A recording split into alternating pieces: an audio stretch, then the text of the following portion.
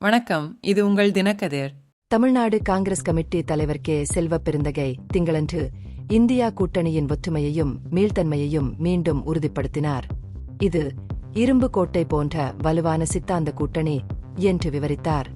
ஊடகங்களுக்கு பேசிய அவர், கூட்டணிக்குள் உள்ள உள் முரண்பாடுகள் பற்றிய எந்தவொரு வதந்திகளையும் வெறும் பகல் கனவுகள் என்று நிராகரித்தார். கூட்டணி பகிரப்பட்ட கொள்கைகள் மற்றும் மதிப்புகளில் உறுதியாக நிற்கிறது என்று வலியுறுத்தினார். முதல்வர் கலந்து கொண்ட விழாவில் புதூரில் சமீபத்தில் திறக்கப்பட்ட நடிகர் சிவாஜி கணேசனின் சிலைக்கு மரியாதை செலுத்திய பின்னர் செல்வப்பெருந்தகை இந்த கருத்துக்களை தெரிவித்தார்.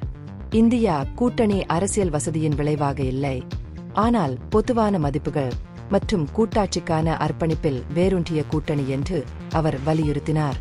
அவரை பொறுத்தவரை எந்த அரசியல் சக்தியும் பலத்தை பொருட்படுத்தாமல் அத்தகைய வலுவான கூட்டணியை சீர்குலைக்க முடியாது. பாஜக தலைமையிலான மத்திய அரசு தமிழ்நாட்டை தொடர்ந்து புறக்கணித்தற்காக அவர் கடுமையாக விமர்சித்தார். இந்த நிதியாண்டில் மாநிலத்திற்கு ₹1 கூட ஒதுக்கப்படவில்லை என்று அவர் குற்றம் சாட்டினார். அடிப்படை நிதி கூட இப்போது தேசிய கல்விக் கொள்கையை ஏற்றுக்கொள்வதோடு இணைக்கப்பட்டுள்ளது என்றும் கூறினார். இந்த அணுகுமுறையை அவர் சர்வாதிகாரமானது மற்றும் கூட்டுறவு கூட்டாட்சிக்கு தீங்கு விளைவிக்கும் என்று வகைப்படுத்தினார். தமிழ்நாடு காங்கிரஸ் தலைவர் மாநிலத்தில் அடிக்கடி நிகழும் அமலாக்க இயக்குநரகத்தின் சோதனைகளை கண்டித்து அவை அரசியல் நோக்கம் கொண்டவை என்று கூறினார். இந்த நடவடிக்கைகள் குறித்து உச்ச நீதிமன்றம் கூட கடுமையான விமர்சனங்களை வெளியிட்டுள்ளதாக அவர் குறிப்பிட்டார். மக்கள் நீதிமன்றங்களிலிருந்து மட்டுமே நீதி பெற முடியும் என்றால் நமக்கு ஏன் ஒரு மத்திய அரசு தேவை என்று அவர் கேள்வி எழுப்பினார். நிறுவன ரீதியான மிகைப்படுத்தலாக அவர் கருதுவதை எடுத்துக்காட்டினார். UPSC தேர்வுகளில் சாதி அடிப்படையிலான கேள்விகள் தொடர்பான சர்ச்சையை எழுப்பிய செல்வப்பெருந்தகை தமிழ்நாட்டில் அமைதியின்மையை தூண்ட பாஜக முயற்சிப்பதாக குற்றம் சாட்டினார்.